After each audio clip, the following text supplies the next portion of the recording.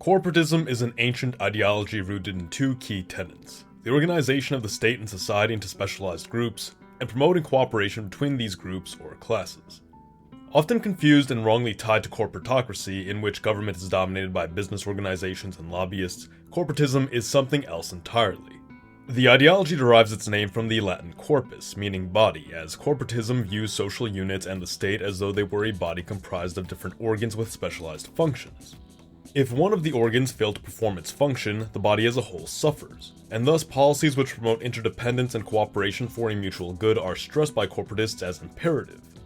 According to corporatism, not merely must branches and departments of government function in harmony with one another, but the various classes and groups which comprise society must cooperate for their mutual success.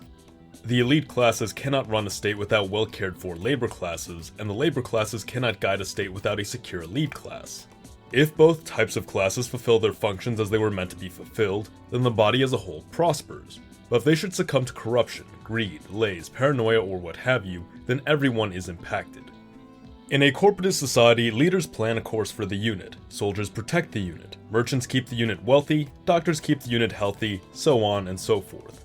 Every piece of a unit, from a member of a family to an employee of a factory to a citizen of a country, has specific roles to play in their many collectives, and those roles, along with everybody else's, are crucial to ensuring that everyone benefits. Corporatism as a concept has been in practice since at least ancient Greek civilization, having been further expanded upon by men like Plato and Aristotle, and has seen adoption across the political spectrum by both right-wing and left-wing circles, seeing endorsement by the Catholic Church under Pope Leo XIII, and having been strongly favored by labor movements since the 19th century, or even earlier if one is to consider ancient and medieval guild and syndicate systems. Before we go any further, let's take a moment to thank today's generous sponsor, Established Titles. The summer is coming to an end, and Labor Day is right around the corner. Trying to think of a way to show your appreciation for that hard worker in your family or friend group, or maybe just looking for a last-minute gift? Then Established Titles might just be what you're looking for.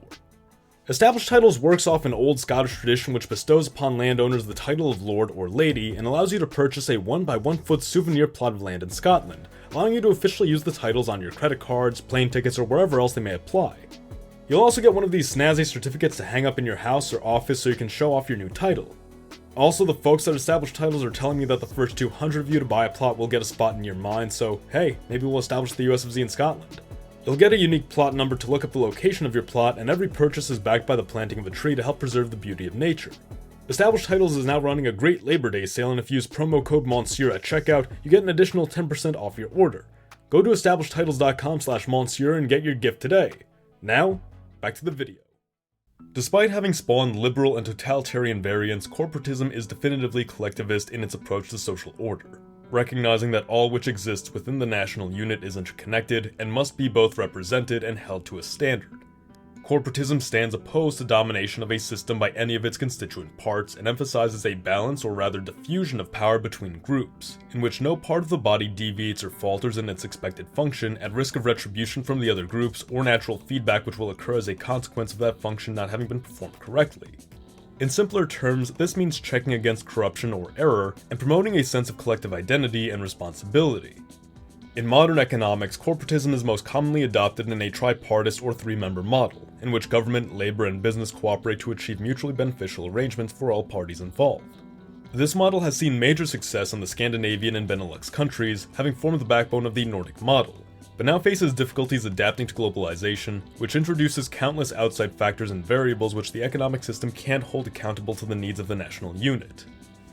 Corporatism finds itself opposed to both capitalistic and communistic ideals of interclass conflict, instead favoring cooperation between classes and competition between members of the same class so that the best of each may rise as an example for their group to follow.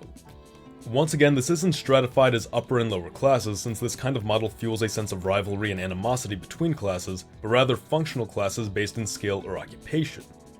The theory goes that through the unique powers and responsibilities of each class, their specific interests and needs are able to be more effectively conveyed and addressed, instead of marginalization and oversimplified debates of rich versus poor. For many in the present day, however, corporatism clashes with contemporary ideas of individualism and internationalism and is often dismissed as oppressive, demanding, or exclusive, if not dismissed on the misunderstanding of its name alone, even in spite of the ideology having demonstrated practical success in both historic and contemporary forms. Given the great misunderstanding surrounding the ideology and common confusion of this system with something entirely different, I thought it would be worth explaining what corporatism genuinely was rather than what it was misconstrued to be.